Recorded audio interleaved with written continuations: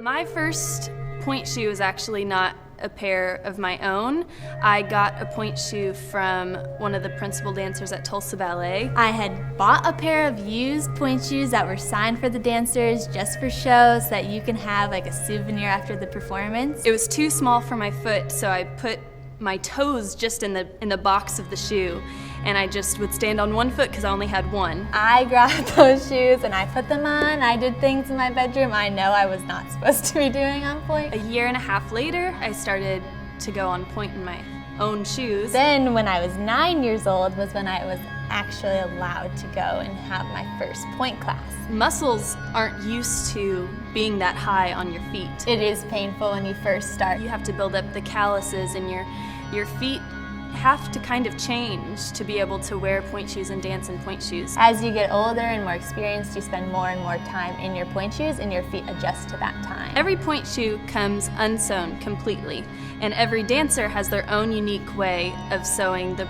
ribbons and the elastics on. It takes a long time to be able to break them in and make them work with your foot and form to your foot. Every pointe shoe has its own designer, so they're unique, and so you're never gonna have the same pair of pointe shoe twice. So then the first thing I'll do is I'll darn my pointe shoes. Then after I darn them, I put the E6000 glue on it, and that just pretty much makes sure that all my darning stays in place. All of the material inside just like crunches so it can start to form the arch of your foot. After that, I will start by sewing on my elastics. I put the ribbons and the elastics attached on my arch so that it pulls at the right place, because it's all about the line and the shape of your foot. There's a certain way of tying your ribbons, and you have to tie it in a knot and tuck it in so that it won't come undone. Everything has to look nice and neat. Some days I really love dancing in pointe shoes. I think it's magical. I think it changes you into a ballerina. But other days, your feet hurt. It's definitely a love-hate relationship.